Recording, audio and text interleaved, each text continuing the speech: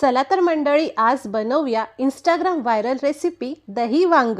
एक वांग स्वच्छ धुवून पुसून घेतलेलं आहे। आता त्याच्या चकत्या करून घ्यायच्या आहेत। हे बघा, इथे मी चकत्या करून घेतलेल्या आहेत। एका प्लेटमध्ये 1 चमचा लाल तिखट, पाव चमचा हळद, 1 चमचा गरम मसाला, चवीनुसार मीठ आणि 2 चमचे तेल घालून घोळ बनवून घेऊया।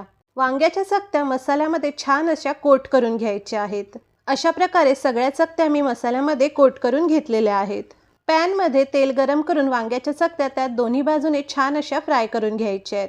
गॅसची फ्लेम आपण लो टू मीडियम ठेवणार आहोत। वांग्याच्या चकत्या व्यवस्थित फ्राय झाल्या आहेत। 1 कप दहीत पाव चमचा हळद, 1 चमचा लाल तिखट, धणे पावडर, पाव चमचा मीठ घालून फेटून घेऊया। फेटलेलं दहीचं मिश्रण वांग्यावर व्यवस्थित पसरवून घ्यायचंय आणि छानपैकी एकजीव करून घ्यायचंय। त्यानंतर लो फ्लेमवर छान अशी दरदरीत वाफ काढून घ्यायची। मंडळी, चटपटीत दही वांग तयार झालेलं आहे। रेसिपी आवडली असेल तर लाईक आणि चॅनलला सबस्क्राइब करा। बाय।